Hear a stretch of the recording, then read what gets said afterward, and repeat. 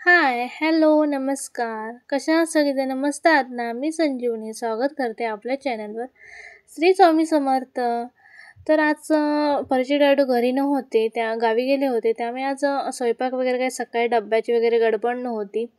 त्यामुळे सकाळी परी आणि मी नाश्ता वगैरे करून घेतला आणि त्याच्यानंतर आज म्हटलं थोडंफार काहीतरी साफसफाई करूया. कारण आज वेळ थोडा जास्त बऱ्यापैकी वेळ होता. देव्हाऱ्यामध्ये ना तेलाचे डाग किंवा अगरबत्तीचे वगैरे ना डाग भरपूर असे पडतात आणि ते कसे रोजच्या रोज वरच्यावर फक्त आतलं पुसून वगैरे घेते. मग आज म्हटलं थोडा देवारा सर्व देव वगैरे बाहेर काढून सर्व छान असं पुसून काढूया, घासून वगैरे थोडा काढूया. कारण भरपूर असं चिकट वगैरे झालं होतं आणि आतलं कसं जास्त काढता येत नाही रोजच्या रोज, कारण एवढी वेळ काय सकाळी नसतो. त्यामुळे फक्त आतल्यात वगैरे पुसून वगैरे घ्यायचं होतं. मग आज सर्व देव वगैरे पूर्ण बाहेर काढून सर्व वरचा देवारा पूर्ण पाठीमागून वगैरे म्हटलं आज घासून काढूया. कारण वेळ होता म्हटलं तर आज तेवढं तरी काहीतरी आज करूया, म्हणून मी आज सर्व देव वगैरे पहिला काढून घेतला आणि सर्व छान असं घासून काढला होता.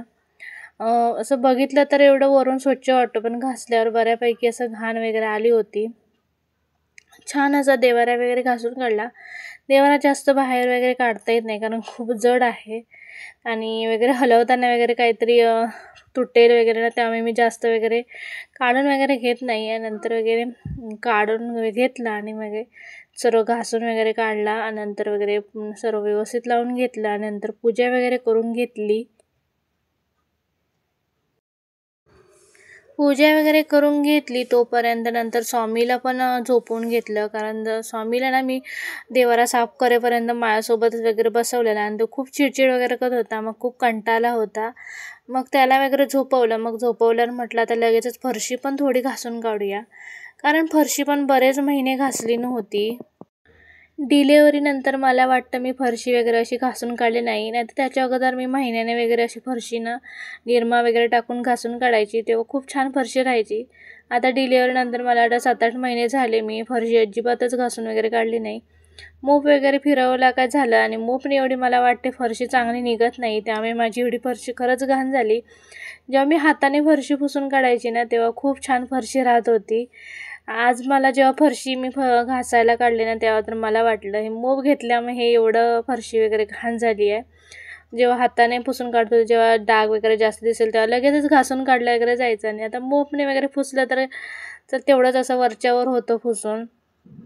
त्यामुळे आज आता फरशी ना वगैरे निरमा वगैरे टाकून घासून काढली होती आणि पाऊस आहे ना, त्यामुळे इथं भिंतीला पण असं थोडं काळं वगैरे झालं होतं.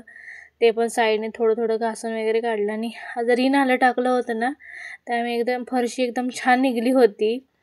मधली वगैरे थोडीफार जमेल तेवढी. स्वामी झोपला होता तोपर्यंत मला आवरून घ्यायचं होतं, कारण फरशीला निरमा वगैरे टाकली होती आणि स्वामी येईल वगैरे त्या भीतीने मी एवढं पटपट पटपट सर्व आवरून घेतलं. मोकळी जागा असेल ना, तेव्हा फरशी वगैरे छान घासली वगैरे जाते किंवा पुसली वगैरे ना तरी छान राहते.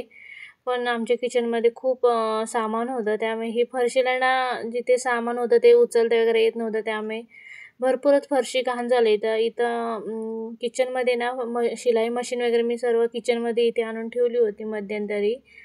आणि त्याच्यानंतर बऱ्याचशा खुर्च्या वगैरे सर्वच सामान किचन पॅक झाला होता. त्यामुळे प्रत्येक वस्तू उचलून वगैरे पुसायला तेव्हा काय एवढं जास्त पुसत नव्हतो. त्यामुळे हे सर्व डाग वगैरे भरपूर पडले होते. खूप असं तेलाचे वगैरे कॅन वगैरे ठेवतो ना, ते पण असे आतमध्ये ना किचन कट्ट्याखाली ना खूपच असं डाग वगैरे झाले होते. फरशी घासायला मी निरमा आणि आलं टाकलं होतं, रिन आलं, आणि लगेच भांड्याचा तारेचा चोथा असतो ना त्याने घासलं होतं. मी लगेचच घासली. मला वाटतं 5-10 मिनटं ठेवलं असतं तर खरंच एवढी छान फरशी आणि निघाली असती. पण मला तर लगेच आवरायचं होतं, कारण स्वामी उठायच्या अगोदर मला फरशी वगैरे आवरून घ्यायची होती. नंतर घासून वगैरे काढली आणि नंतर मग पुसून वगैरे कापडाने वगैरे पुसून काढली फरशी.